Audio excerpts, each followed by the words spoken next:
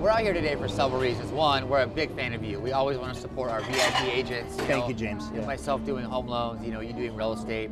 But today's special because you're selling a house of a client that I did a loan for, to get in their new property. So I don't always get the chance to come out and see the actual properties and meet the clients and see the agents. So today's really cool for us.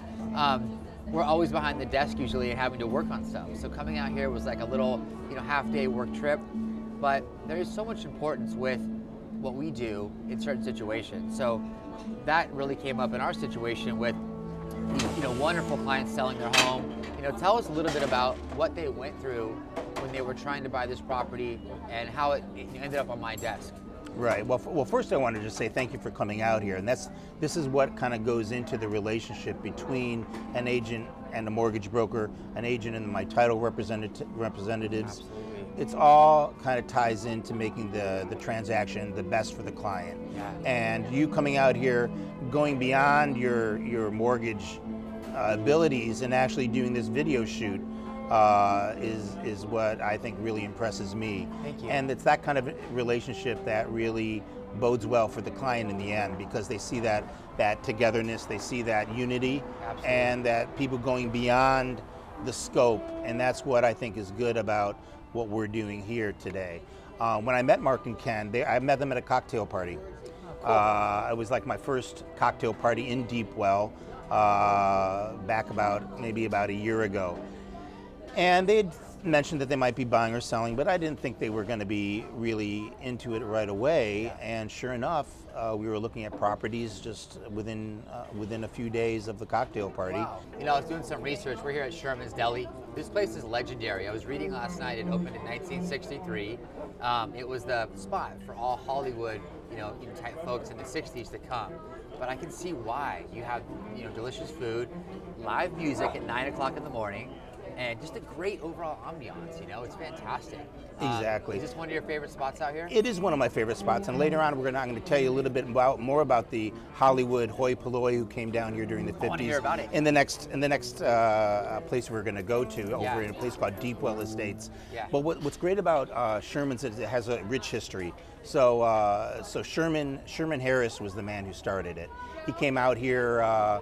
He was in Wisconsin, born in Wisconsin. Came out, actually first went to World War II. He fought at the Battle of the Bulge there. Wow. A big war over there. Came back, settled in Palm Springs in 1952. And from there he helped a friend out. There was a guy by the name of Al Laurel. And Al Laurel had a steakhouse and he needed help. So Sherman Harris became his cook. He was his cook. Wow. So he started that, and about 30 years after that, he started opening up restaurants all around Palm Springs, including some gift shops. And he also did he had the Alpine restaurant up on the tram. So there's a great history with that. So he has a great history of that. When he came over, it was funny, the little history of him coming back from the war. He came across on the Queen Mary with the rest of the troops, and he adopted a German Shepherd puppy rescued from the war-torn Germany that he had just left. And then later on, he started doing charity work for the Zoo of the Desert.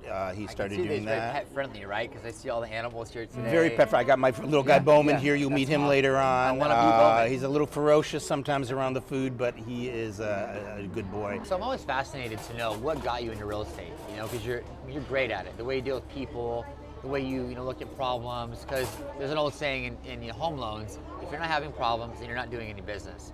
So what brought you into real estate? Because you have such a passion for it. Yeah, James, it really started off, before I got into real estate, actually, I was in television production, and I worked for WTTG in Washington, D.C., one of the premier television stations there, as their assistant director. So I was, chomping together the 10 o'clock news show for about 10 years. Wow. Went over to Reuters International News Service, and I did some work for them by the White House. And then made the move out west, go west, young man. So I came west. I love that. And started my real estate career out here. And I've always liked real architecture. My sister was in real estate about 10 or 15 years earlier. And just by coincidence, my brother is retired, but now he's in real estate as well. Big family of realtors. It's scary, isn't it? Yeah. So we're all 1099, you know. So we got to keep working. So it was really a good experience, you know, getting into real estate, and the tie over from being assistant director at a news show to real estate. Some people say, well, isn't that a big jump or isn't that a big stretch? It's different, but it's a lot of it's the same. A lot of it's about organizing the people around you. It's about communication. It's about good people skills, right? Communication, communication, communication. Yeah. And it's about letting people know where we're going, Yeah. how we're going to get there, and who we're going to be working with. Yeah. And that's kind of the similarities between what I did in television, where it was camera 2, we need you in 5, 4, 3, we're going to black, you know. So we had to really be on top of it. And likewise, in a real estate transaction, you have to be on top of it. Absolutely. Both as a realtor, and you have to communicate to your clients what the expectations are. Absolutely. And you always want to deliver above those expectations and introduce them to great people like a good mortgage broker. Thank you. And like good title people and inspectors. Yeah. And all the jobs that go around that. That's so true. You really want to know everyone that does something. If you need a pool guy, if you need a landscape guy, you want to be the go-to, because they think of you as the expert, the liaison. Like, you got to call Nick because he knows everybody. It just brings you this, you become the wealth of knowledge for every facet that goes into a home and home ownership and everything built up to it. I love houses, so if I can see a house in the desert, I'm there. It's like my favorite thing. If you look at my DVR at home, everything is real estate shows. People make fun of me. So today I get to see it live, so I'm pretty excited about that. Oh, me too. And I can't wait to show you this property we have on Driftwood. Again, this is Ken and Mark's home. It's beautifully done, and you're going to be delighted, I think. Let's do it.